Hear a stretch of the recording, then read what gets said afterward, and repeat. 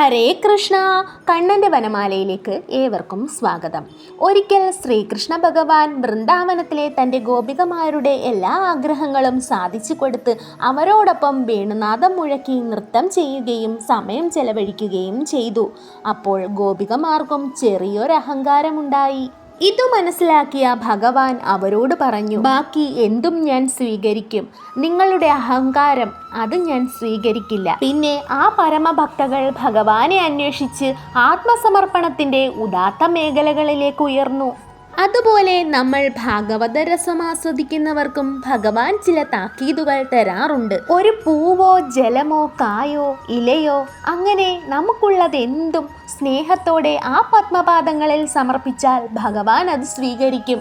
ഭഗവാനോടുള്ള നിറഞ്ഞ സ്നേഹത്തോടെ ആകണം എന്നു മാത്രം. ഭഗവാൻ ശ്രീകൃഷ്ണൻ ഇപ്രകാരം പറയുന്നു, പൂതന നൽകുന്ന വിഷം പോലും കുടിക്കാൻ ഞാൻ തയ്യാറാണ്. കാളിയൻ്റെ വിഷം ഒരു പുഷ്പാഞ്ജലിയായി സ്വീകരിക്കാൻ എനിക്കാവും. എന്നാൽ അഹങ്കാര വിഷം കണ്ടാൽ ഞാനൊന്ന് മാറി നിൽക്കും.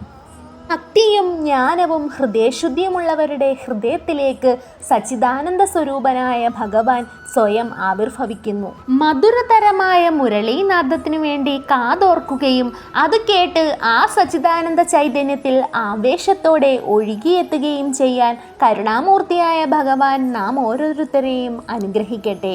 രാധേശ്യാം.